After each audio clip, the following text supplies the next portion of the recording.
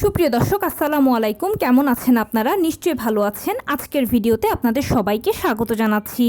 আজকে আমি আপনাদের সাথে শেয়ার করব গর্ভাবস্থার শেষ 15 দিন নিয়ে বিশেষ কিছু জরুরি তথ্য সম্পর্কে। তাহলে চলুন জেনে নেওয়া যাক সেগুলো কি কি। বাই দ্য ওয়ে, মূল ভিডিওতে যাওয়ার আগে একটা কথা বলি, আমি আমার চ্যানেলে pregnancy related, specially normal delivery related অনেক ইম্পর্টেন্ট তথ্য ভিডিও আকারে শেয়ার করে থাকি। এই তথ্যগুলো আমার পার্সোনাল এক্সপেরিয়েন্স ও আমার ডক্টরের সাজেশন থেকে নেওয়া। তাই আমার চ্যানেলটিকে যদি একবার আপনারা ভিজিট করেন তাহলে আপনারা আপনাদের প্রশ্নাতীত মনের অনেক প্রশ্নের উত্তর পেয়ে যেতে পারেন। আমন্ত্রণ জানাবো আমার চ্যানেলটিকে একবার ভিজিট করে দেখার। এবারে চলুন মূল আলোচনায় যাওয়া যাক।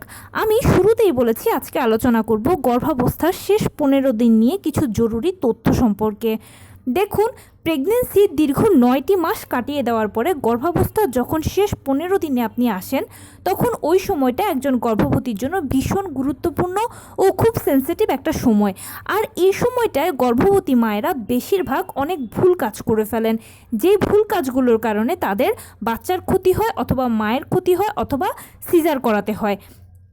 তো সেই ভুল কাজগুলো কি করার ভাবনা করছেন সেগুলো নিয়ে আজকে আলোচনা করব। সেই সাথে অনেক টিপস ও ট্রিক্স থাকছে।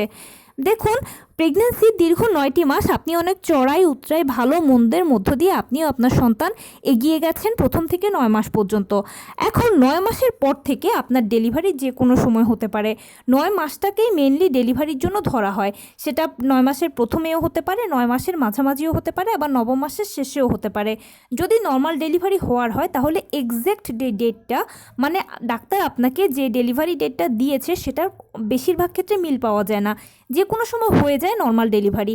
আর সিজার তো প্রিপ্ল্যান, সেটা নিয়ে তো বলার কিছুই নেই।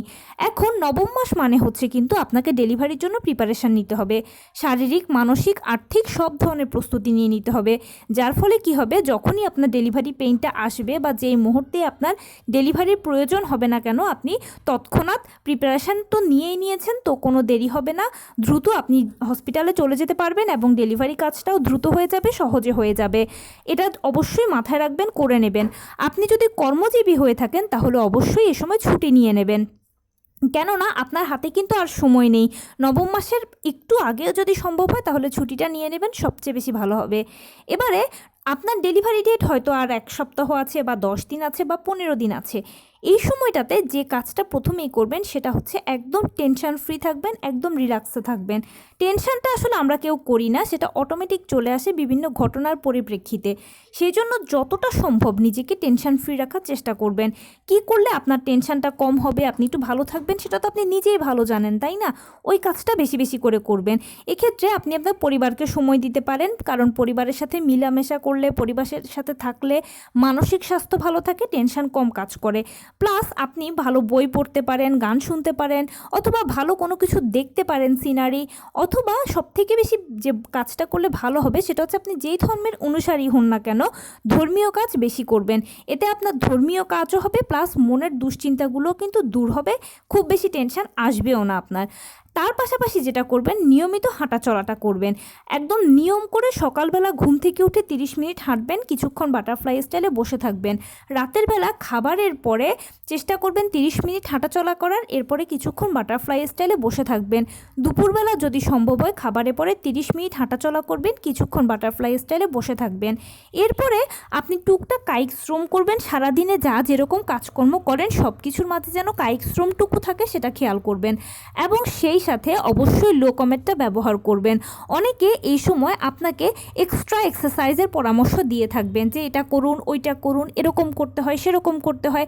বাট আমি মনে করি যে কোনো এক্সট্রা এক্সারসাইজের প্রয়োজনই হয় না যদি আপনি নিয়মিত কায়িক শ্রম করেন এবং নিয়মিত হাঁটাচলা করেন আপনার, তাহলে আর লো কমেটটা যদি ব্যবহার করেন তাহলে সেরকম আর কোনো বাড়তি এক্সারসাইজের প্রয়োজন নেই। তবে যদি আপনি করতে চান তাহলে করতেই পারেন হালকা ফুলকো এক্সারসাইজ, কোনো অসুবিধা নেই।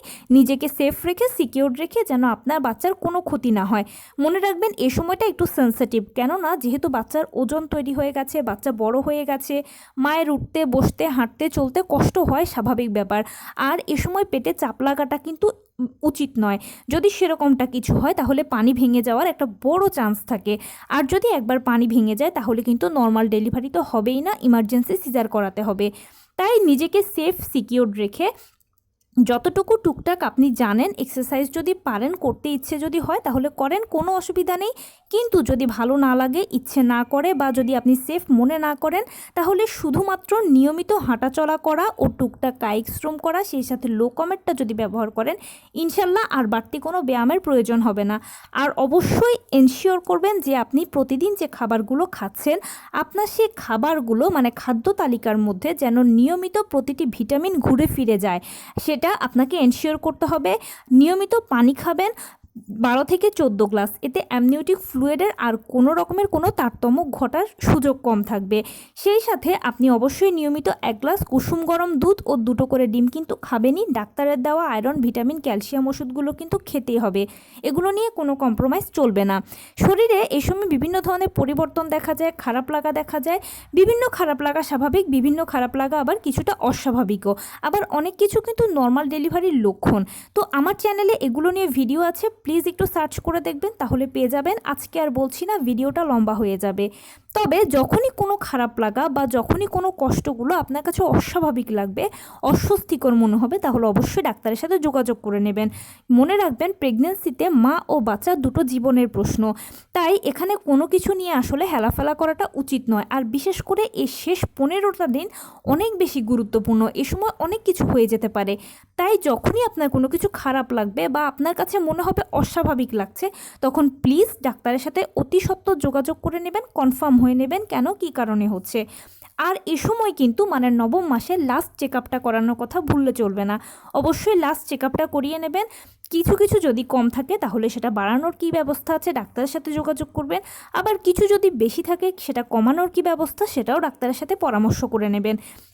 প্রেগনেন্সিতে ডাক্তারের পরামর্শ বা ডাক্তারের সাজেশনটাই হচ্ছে এখানে সবথেকে বেশি ম্যান্ডেটরি। কেননা আপনি আমাদের থেকেও ডাক্তার এক্ষেত্রে অনেক বেশি এক্সপার্ট, অনেক এক্সপেরিয়েন্স, ওনার প্রতিদিন হিউজ পেশেন্ট দেখেন।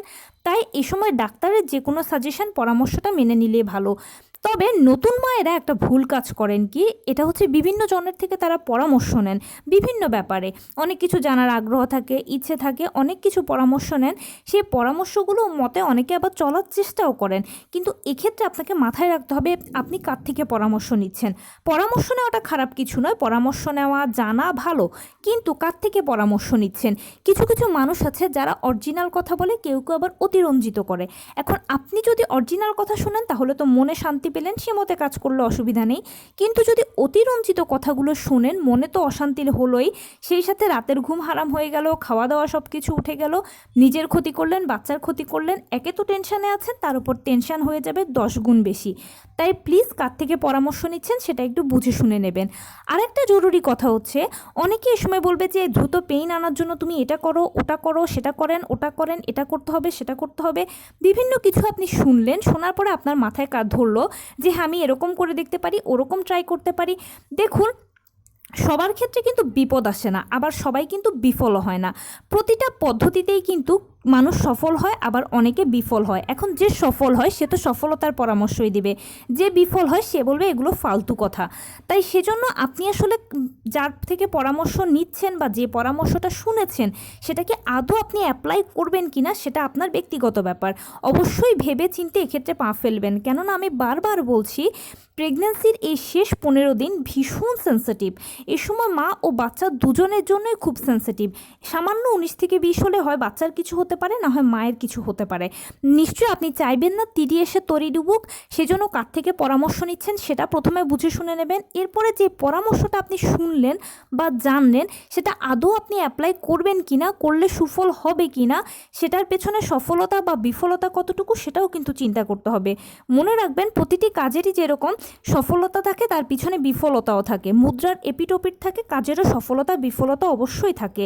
এমনকি একটা কথা হচ্ছে যেটা না বললেই নয়, সেটা হচ্ছে প্রত্যেকটা ব্যক্তি যে কেউই ভালো ক্রেডিট নেবে কিন্তু মন্দের দায়টা কেউ নেবে না, সেটাও কিন্তু আপনাকে মাথায় রাখতে হবে। তাই যে কোনো সাজেশান শোনেন না কেন, জানেন না কেন, সেটা হুটহাট অ্যাপ্লাই করাটা আমি পার্সোনালি ওয়াইজ মনে করি না।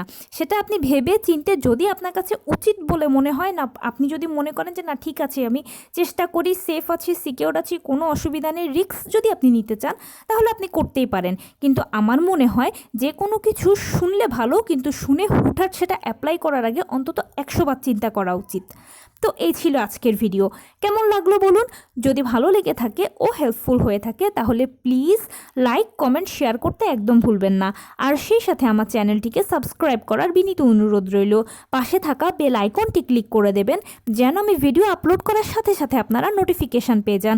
যদি কোনো প্রশ্ন থাকে কমেন্টসে জানাবেন, আমি রিপ্লাই দেব। প্লাস যদি কোনো পরামর্শ থাকে যে কোন বিষয়ের উপরে ভিডিও বানালে আপনারা উপকৃত হবেন সেটাও জানাবেন। আমি আপনাদের পছন্দের সর্বোচ্চ প্রায়োরিটি দেব। ভালো থাকবেন, সুস্থ থাকবেন। আসসালামু আলাইকুম।